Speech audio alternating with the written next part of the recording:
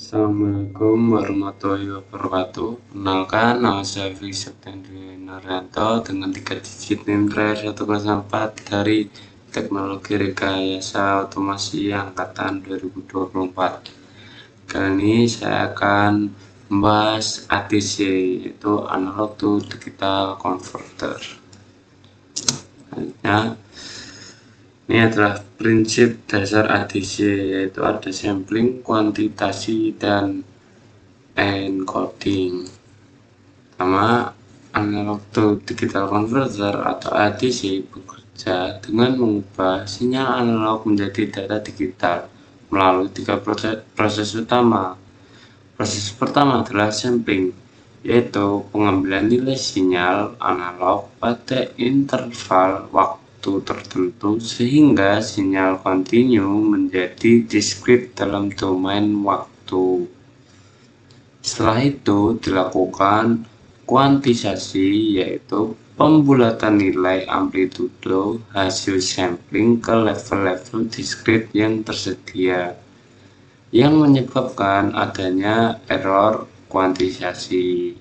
Tahap terakhir adalah encoding, yaitu proses mengubah hasil kuantisasi tersebut menjadi kode biner agar dapat diproses oleh sistem digital seperti microcontroller. Selanjutnya ada resolusi dan perhitungan ADC. Resolusi ADC menunjukkan kemampuan alat dalam membedakan perubahan kecil pada tegangan input. Pada ADC dengan resolusi 12 bit terdapat 4096 level discrete yang digunakan untuk merepresentasikan sinyal analog. Semakin tinggi resolusi, semakin halus pembagian level tegangan, sehingga hasil konversi menjadi lebih akurat. Resolusi ini sangat berpengaruh terhadap kualitas data yang dihasilkan, terutama pada pengukuran sinyal kecil.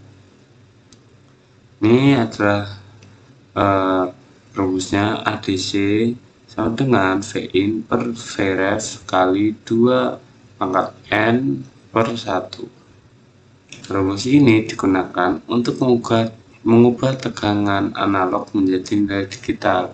Nilai input atau Vin dibandingkan dengan tegangan referensi atau Vref. Kemudian dikalikan dengan jumlah level maksimum berdasarkan resolusi ADC. Dengan rumus ini, kita dapat mengetahui hubungan langsung antara tegangan yang diukur dan data digital yang dihasilkan oleh ADC. ADC pada ESP32. ESP32 memiliki 2 unit ADC, yaitu ADC1 dan ADC2 dengan karakteristik yang berbeda. ADC pada ESP32 mendukung atenuasi, yaitu pengaturan skala tegangan input agar dapat membaca rentang tegangan yang lebih besar dari Vref internal. Selain itu, ESP32 menyediakan kalibrasi eFuse yang memungkinkan peningkatan akurasi pembacaan ADC dengan data kalibrasi bawaan dari pabrik. Perbedaan utama antara ADC1 dan ADC2 adalah ADC2 tidak dapat digunakan secara bersamaan dengan WiFi, sehingga ADC1 lebih stabil untuk aplikasi yang membutuhkan koneksi jaringan. ADC pada STM32. STM32 juga menyediakan ADC dengan fitur yang lebih fleksibel, termasuk multiple channel yang memungkinkan pembacaan beberapa input analog secara bergantian. Mode scan memungkinkan ADC membaca beberapa channel secara otomatis tanpa intervensi CPU.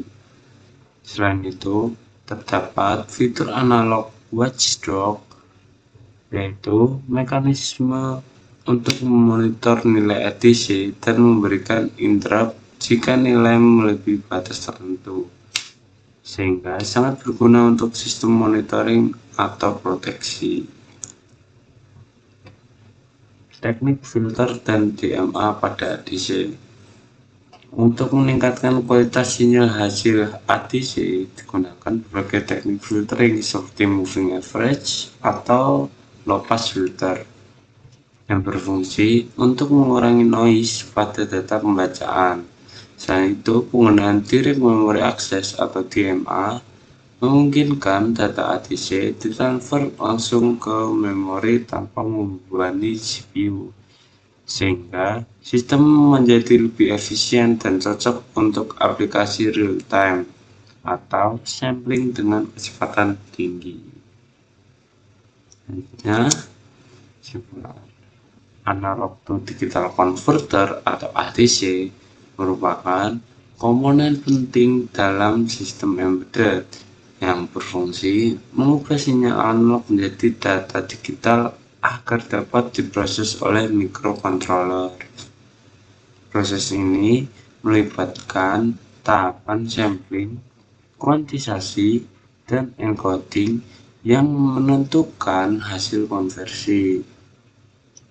Resolusi dan tegangan referensi menjadi faktor utama yang mempengaruhi tingkat akurasi pembacaan ADC. Implementasi ADC pada berbagai microcontroller seperti SB32 dan STM32 memiliki fitur yang berbeda seperti atenuasi, kalibrasi, multi-channel, dan monitoring yang memberikan fleksibilitas dalam berbagai aplikasi. Untuk meningkatkan kualitas dan efisiensi sistem digunakan teknik filtering guna mengurangi noise serta DMA untuk mempercepat transfer data tanpa membebani CPU. Dengan pemahaman yang baik terhadap konsep dan fitur ADC, sistem dapat dirancang lebih optimal dan akurat dalam membaca sinyal analog. Oke, sekian, terima kasih untuk PPT. Langsung lanjut ke praktikum.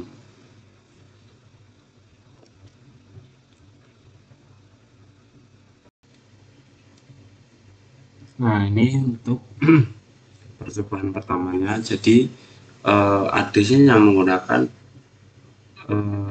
potensiometer.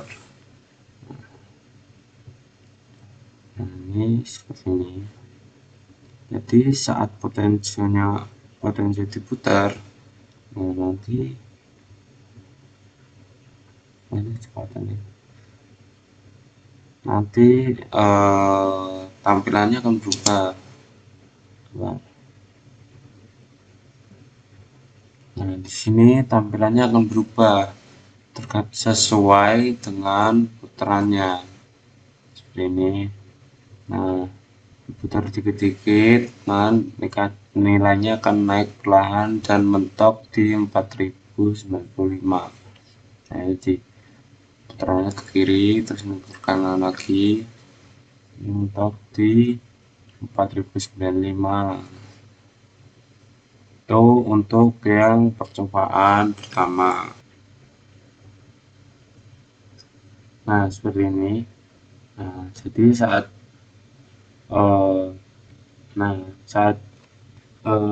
sensor ini menangkap banyak cahaya, jadi dia akan ADC-nya semakin besar. Semakin kecil, sorry. Nah, saat saya dijauhkan, ditutup, nilai ADC-nya akan besar. Nah, seperti ini. Nah, ini dia. Coba lagi, kita menggunakan kita kasih cahaya lagi, nilainya seperti itu. Nah, juga langsung kayak gitu. Jadi ini secara real time ya perubahannya. Kalau tadi kan sama real time tapi sesuai dengan putaran potensio. Kalau sekarang kita potensionya diubah menggunakan sensor LM32 seperti itu.